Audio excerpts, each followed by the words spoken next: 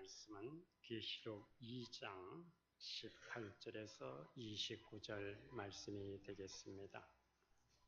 요한계시록 2장 18절에서 29절까지 말씀이 되겠습니다. 18절 두아디라 교회 사자에게 편지하라.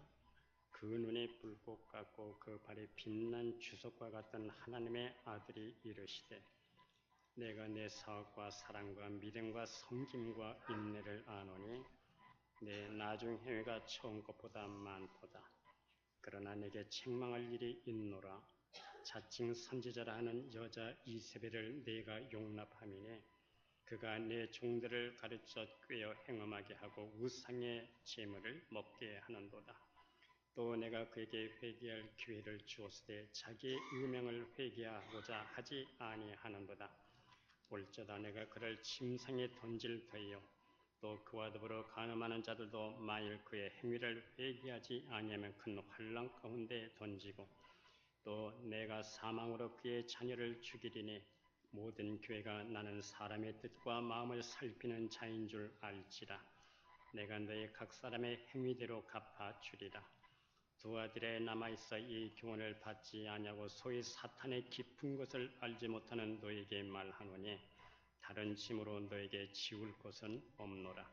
다만 너에게 있는 것을 내가 올 때까지 굳게 잡으라. 이기는 자와 끝까지 내 일을 지키는 그에게 만국을 다스리는 권세를 주리니 그가 철장을 가지고 그들을 다스려 질그를 깨뜨리는 것과 같이 하리라. 나도 내 아버지께 받은 것이 그러하니라. 내가 또 그에게 새벽별을 주리라. 귀 있는 자는 성령이 교회들에게 하시는 말씀을 들을지어다. 아멘. 오늘 이 본문은 두아디라 교회에 대한 말씀입니다. 두아디라라고 하는 의미는 희생 제사라고 하는 뜻으로 그녀의 계속적인 제사 그런 뜻이 있습니다. 구약의 아합 왕 부인 이세벨의 고향이 바로 두아디라입니다. 그리고 사도행전 6장에 나오는 자주장사 루디아의 고향도 바로 이 두아디라입니다. 두아디라 이 도시는 주전 196년경부터 로마의 식민지로 있었습니다.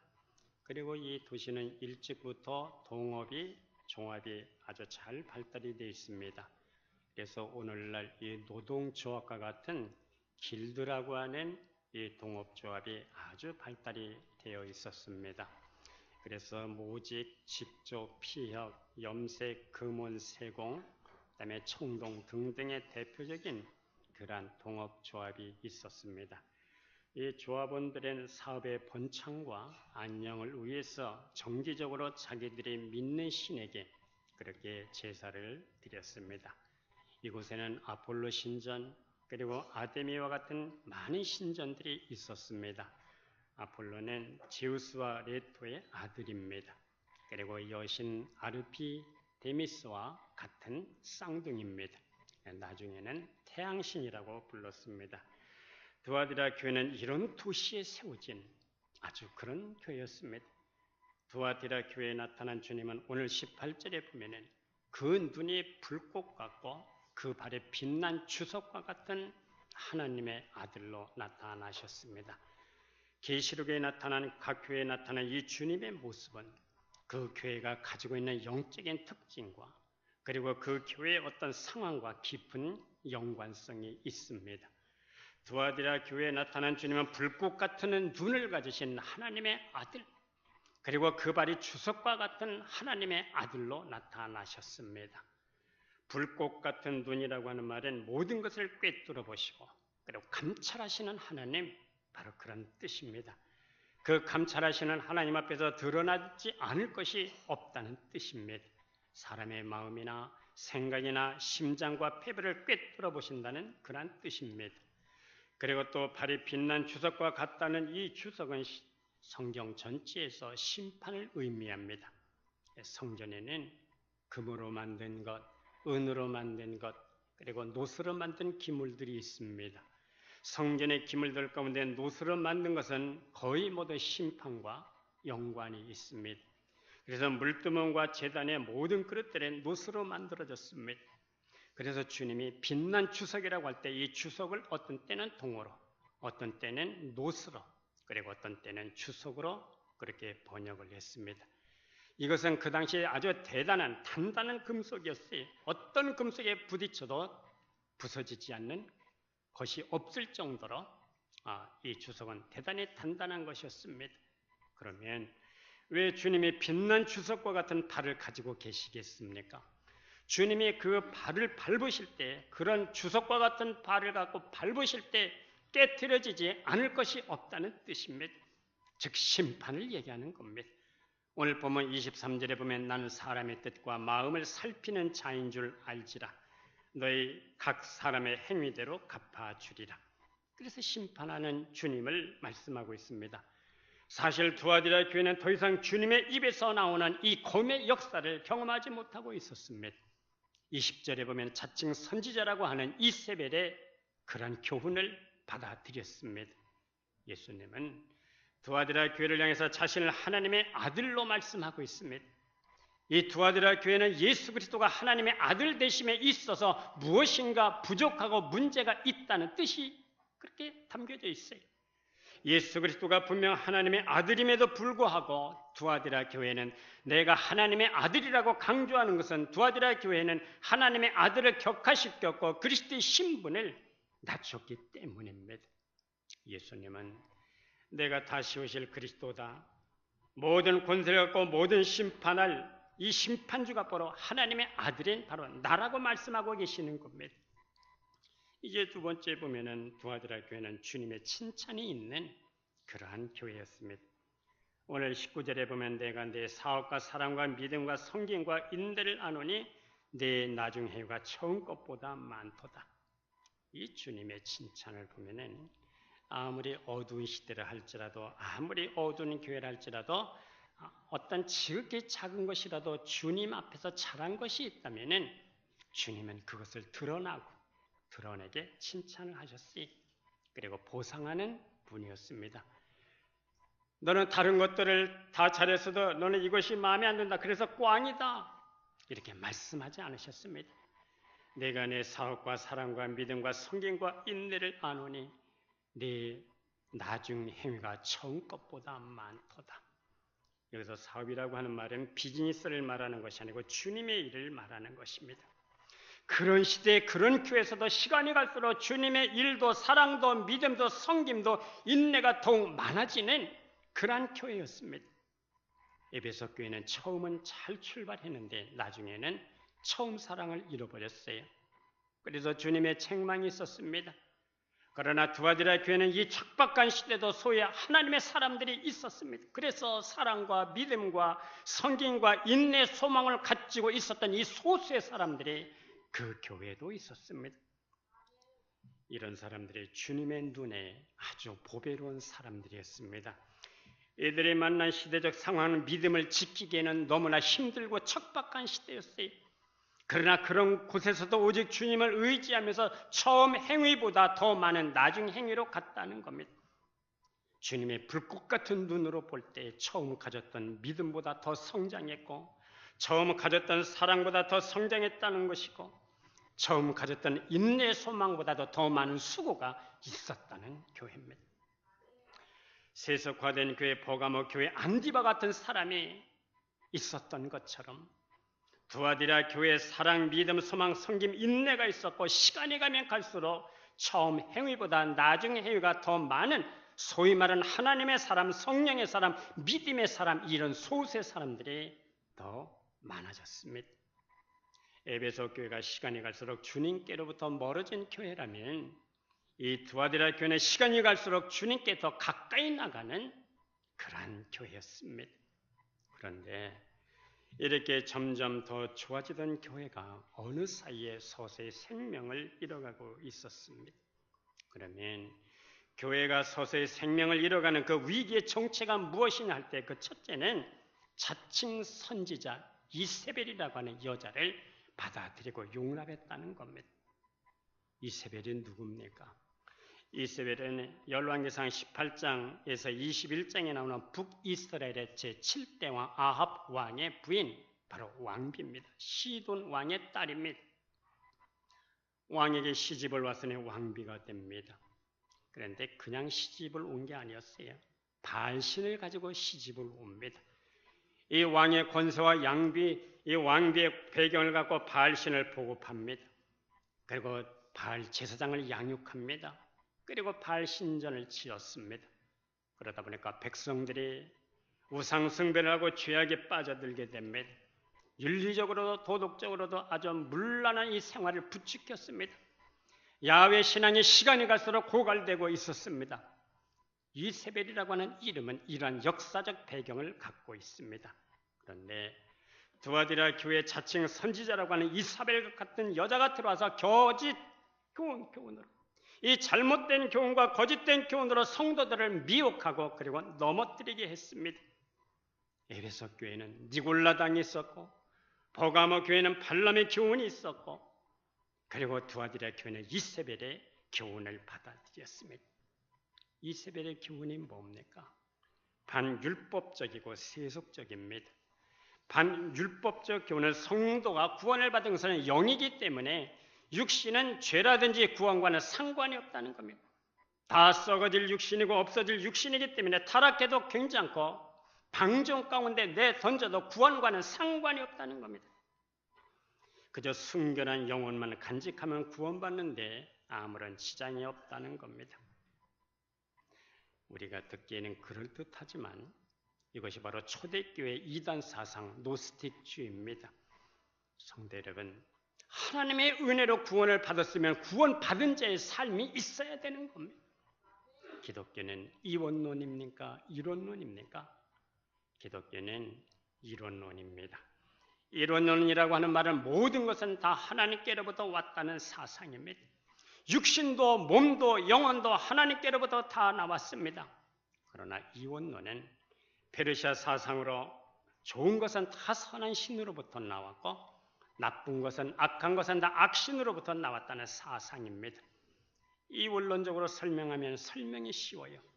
모든 선하고 좋은 것은 하나님께로부터 나왔고 모든 잘못된 것은 마귀로부터 온 것이다. 아주 설명이 쉽습니다. 그러나 설명은 쉬워도 해답이 없습니다. 해결이 없습니다. 악과 선의 끝없는 투쟁이 있을 뿐입니다. 이원론 사상의 치명적 약점은 고난의 의미가 없다는 겁니다. 그러나 우리가 성경을 보면은 고난에도 뜻이 있습니다. 내가 오늘 비록 뒤틀리는 인생 속에서 내가 산다 할지라도 내가 알지 못하는 깊은 하나님의 선한 뜻이 있다. 바로 이것이 기독교입니다. 이원론은 고난을 외면합니다. 이원론적으로 해석하면 불행은 마귀로부터 온 것이기 때문입니다. 이원론은 육체는 악하고 영만 선하다고 주장하기 때문에 육체의 몸으로 하나님께 드려야 할 영광을 다 잃어버리게 되는 겁니다. 그러나 성경은 그렇게 말씀하지 않습니다. 로마서 12장 1절에 보면 그러므로 형제들아 내가 하나님의 모든 자비하심으로 너희를 권하니 너희의 몸을 하나님이 기뻐하시는 거룩한 산 제사로 드리라. 이는 너희가 드릴 영적 예배니라. 우리 육체의 몸, 이게 악한 것이 아닙니다. 너의 몸을 하나님이 기뻐하시는 거룩한 산 제물로 제사로 드리라. 이게 성경입니다.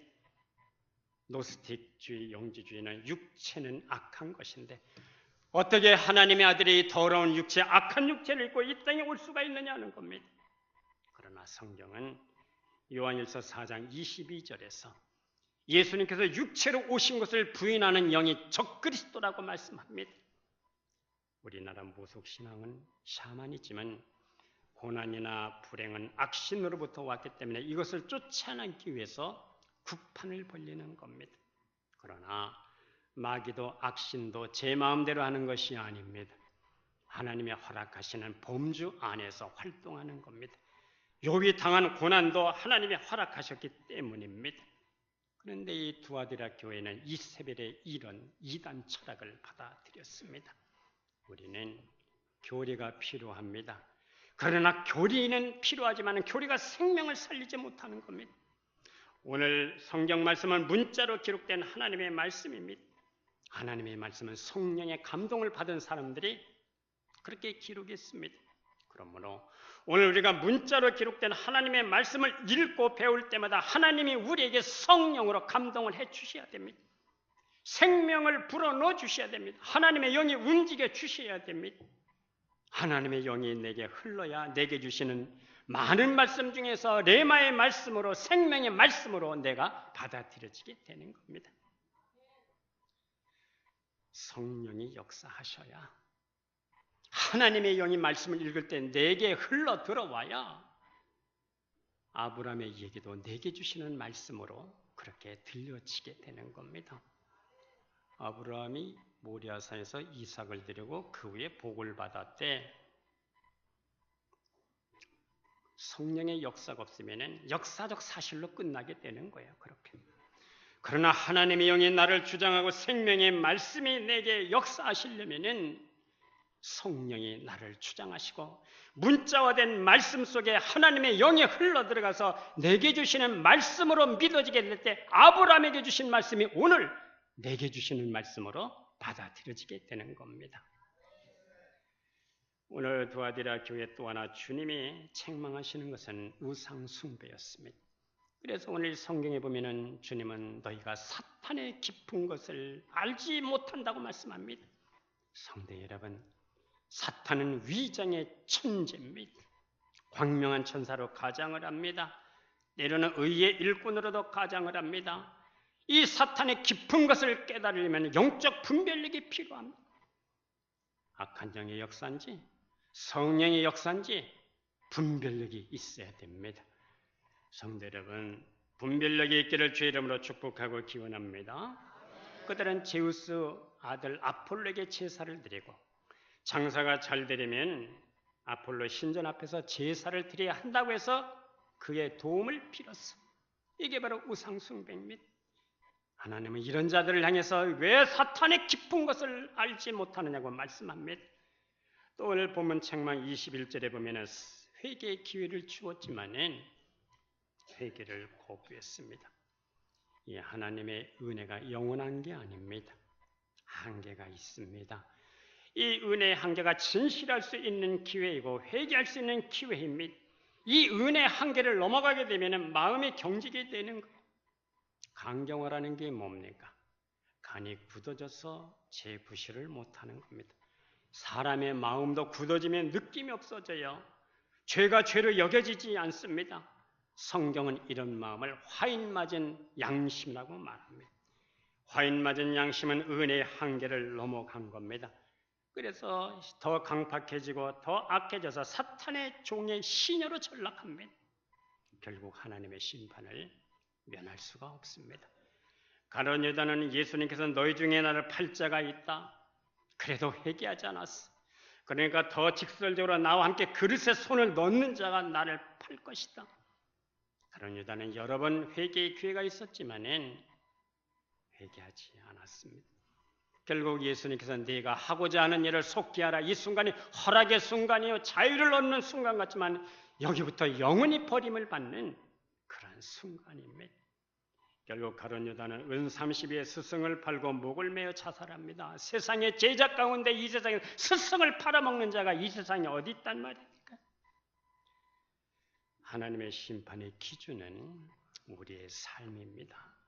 내가 오늘 현세에서 어떻게 살았느냐에 따라서 우리는 그날의 심판을 받게 될 것입니다. 그러므로 우리는 우리의 옛사람을 지속적으로 십자가에 못 박고 하나님의 영을 쫓아 살아가는 방식을 선택해야 할 것입니다. 하나님의 영으로 움직이는 우리의 삶이 될 수 있기를 기원합니다. 십자가에서 주님과 날마다 죽는 법을 배우고 좁은 길을 우리가 살아가야 됩니다. 하나님으로만 살아가는 사람이 되어져야 됩니다. 생명의 성령으로 살아가야 우리는 영적 진보가 이루어지게 되는 겁니다. 이제 이 회개를 거절한 자에게 세 가지 경고의 말씀이 주어집니다. 22절에 보면은 내가 그를 침상에 던질 것이다. 병들어 죽게 된다는 뜻입니다. 22절 하반절에 보면 큰 환난 가운데 던져질 것이다. 23절에 보면 내가 사망으로 그의 자녀를 죽이리니 모든 교회가 나는 사람의 뜻과 마음을 살피는 자인 줄 알지라. 내가 너희 각 사람의 행위대로 갚아주리라. 행위대로 갚으시는 하나님이십니다. 여기서 그의 자녀는 이세벨의 교훈을 따라간 사람들, 그의 생명을 거두겠다는 겁니다. 이게 얼마나 무서운 말씀입니까? 주님은 오늘 25절에서 권면하십니다. 너에게 있는 것을 내가 올 때까지 굳게 잡으라. 성도 여러분, 주님이 다시 오신다는 이것을 믿습니까? 오늘 성경에도 분명히 말씀합니다. 내가 올 때까지, 내가 다시 올 때까지 굳게 잡으라. 너에게 있는 것, 두아디라 교회에게 있는 것이 뭡니까? 오늘 성경 19절에 보면 사랑과 믿음과 소망과 섬김과 인내가 있었습니다. 이것을 내가 올 때까지, 주님이 올 때까지 굳게 잡으라고 말씀합니다. 이 세상에서 믿음을 지킬 수 있고 인내할 수 있는 유일한 비결이 뭡니까? 그건 하나님께 소망을 거는 겁니다. 아멘. 주 예수여 오시옵소서. 마라나타 신앙입니다. 주 예수를 기다리는 이 기다림의 신앙, 마라나타. 우리는 이제 다음 주에는 크리스마스를 맞게 됩니다. 예수님은 처음 오셔서 초림하실 때 바로 이 땅에 육신을 입고 오셨어요. 구원자로 오셨습니다. 그러나 앞으로 다시 오실 재림하실 예수 그리스도는 심판자로 오시는 겁니다. 구원의 역사가 일어나게 될 것이고 동시에 심판의 역사가 일어나게 될 것입니다. 그날에 우리는 임마누엘 영원한 예수 그리스도와 함께 있는 영원한 크리스마스를 우리는 경험하게 될 것입니다. 성도가 우겨쌈을 당하여도 이겨낼 수 있는 비결이 무엇입니까?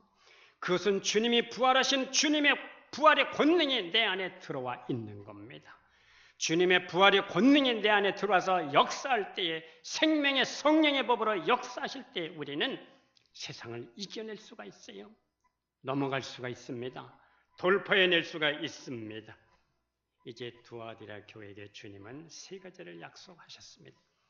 오늘 계시록 2장 26절에서 29절에 보면 이기는 자에게 첫째는 만국을 다스리는 권세를 주시겠다고 했습니다.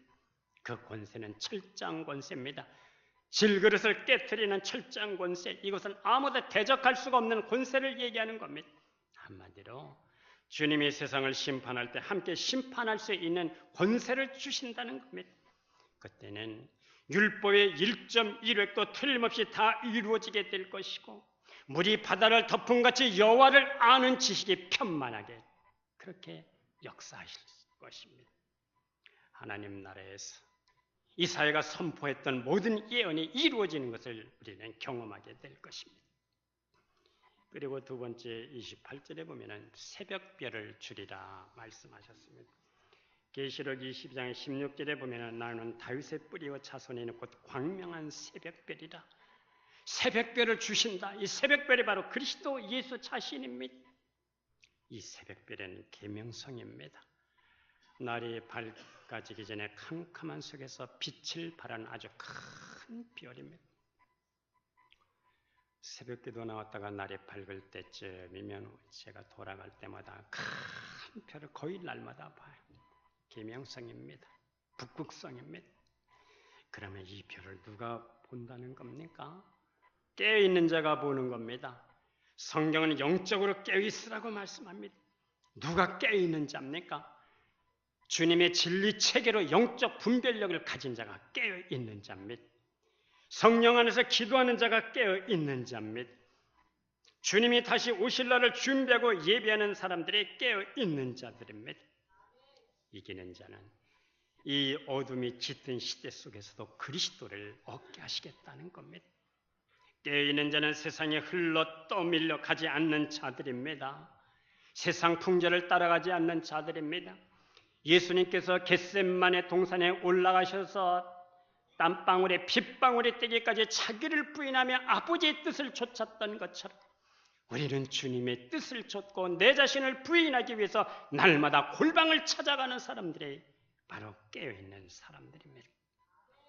세상에 흘러가지 않기 위해서 날마다 하나님의 얼굴을 구하는 사람들, 그리스도를 믿지만 육신에 속한 그리스도가 그리스도인이 되지 않기 위해서 날마다 성령님의 지배를 받고 하나님의 영에 장악되기 위해서 날마다 무릎을 꿇는 사람들이 바로 깨어있는 사람들입니다. 이렇게 하나님을 갈망하고 앙망하는 자들에게 예수 그리스도 새벽별을 주시는 것을 믿으시기를 바랍니다. 땅에 보이는 것들은 시간 되면 없어지고 사라지는 겁니다. 성도 여러분, 위에 있는 영원한 세계, 위의 것을 찾으시기를 주의 이름으로 축복합니다. 신문지상을 보면서 뭘 느끼는 겁니까? 요즘에는 감옥 가는 사람들이 왜 그렇게 많습니까? 화무시비롱입니다. 아무리 아름다운 꽃도 열흘 이상을 못 간다는 거예요. 다 떨어지고 시들어요. 곤불10년입니다. 아무리 큰 권력을 갖고 권세를 가졌다 하더라도 10년을 못 넘긴다는 겁니다. 우리는 요즘 신문지상을 볼 때마다 화무시비롱, 곤불 10년, 이것을 피부로 느끼지 않습니까? 눈에 보이지 않는 영원한 세계 위의 것을 찾고 그리스도가 계신 그곳에 초점을 맞추면서 두아디라 교회 좋은 것처럼 시간이 가면 갈수록 처음 것보다 나중 해가 더 많은 교회, 사랑이 있고 믿음이 있고 기쁨이 있고 그리고 은혜가 있고 섬김이 있고 인내가 더 많아지는 우리 선함교회가 될 수 있기를 주의 이름으로 축복합니다. 기도하겠습니다. 하나님 아버지, 오늘 두아디라 교회처럼 우리 선함교회는 주님이 칭찬이 더해가는 교회가 되게 하여 주시옵소서. 내가 내 사업과 사랑과 믿음과 섬김과 인내를 아노니 네 나중 해가 처음 것보다 많도다. 이 말씀처럼 우리는 시간이 가고 세월이 갈 때마다 사랑과 믿음, 섬김, 인내가 더해가는 우리 선함교회가 되게 하여 주시옵소서. 주님의 약속으로 우리가 성실하게 살아가는 심령들 되게 하여 주시고 만국을 다스리는 권세와 새벽별을 주리라 이 말씀을 믿고 말씀을 살아내는 우리 권속들이 되게 하여 주시옵소서. 예수님의 이름으로 기도드리옵나이다. 아멘.